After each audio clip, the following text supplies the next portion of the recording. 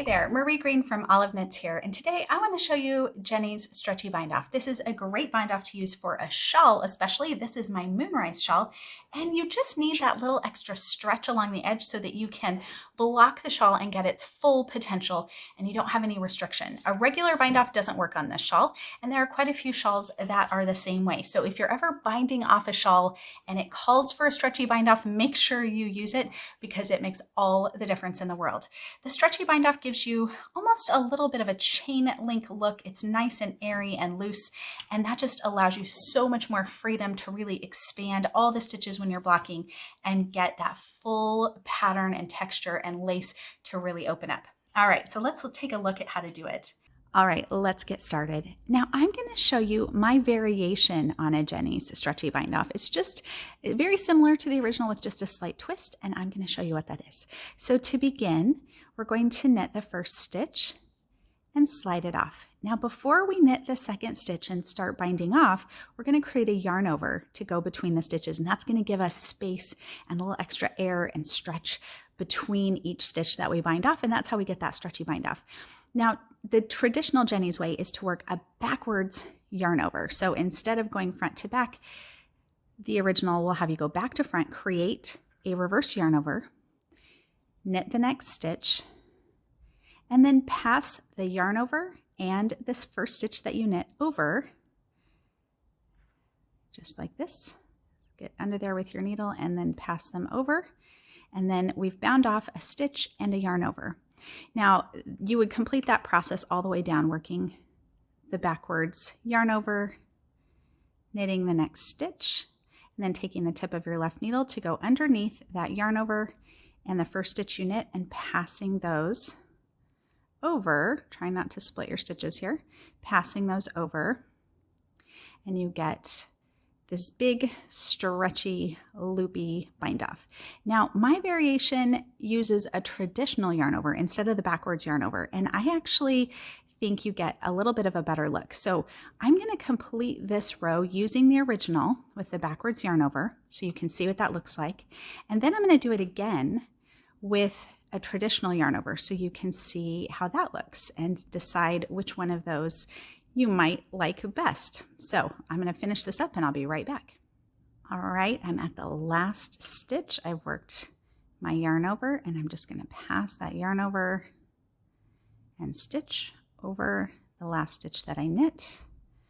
And I've completed the traditional Jeny's Stretchy Bind Off. So you get nice elasticity, a lot of spring to it. So along the top, you see this nice little chain edge, and then underneath it almost reminds me a little bit of a bike chain. I don't know if that's actually what a bike chain looks like or not, but it kind of reminds me of one. But it's got like these little knots that you see underneath the top chain edge. So you get a nice top edge, and then you get these little bumps. Now I'm going to show you my variation, creating this same bind off but using a traditional yarn over instead, and you can see what a difference it makes in how the bind off looks. It doesn't really affect the stretchiness at all, it just changes the look just a little bit. All right, now we're going to work it the way that I prefer, which is a little variation on your yarn over. So everything else is the same. We'll take the tip of our right needle and knit the first stitch. Easy breezy. And then we'll just work a regular yarn over, just like that. Then knit the next stitch, and then you'll take the tip of your left needle just like before, and we're passing over the yarn over and the first stitch over the second stitch like that. You'll continue that process all the way down. The only difference is we're wrapping that yarn over the traditional way instead of backwards. I'm just passing those over, and it's a little hard to demonstrate here because I'm not holding my needles quite the way I normally do in order to accommodate the video, but actually I find it a lot faster this way to insert the tip of your left needle under the traditional yarn over. It's just a little bit easier to get your needle in there. So we'll continue this all the way down, and then I'm going to show you what the finished look is, and you can see for yourself which one you like best. All right, I'm to the last stitch. So I'm just going to complete the row here. Then I'm going to break my yarn and pull it out. And now I'm going to show you. So here's the top chain. It's still super stretchy, just like the original that I showed you. But look at the side.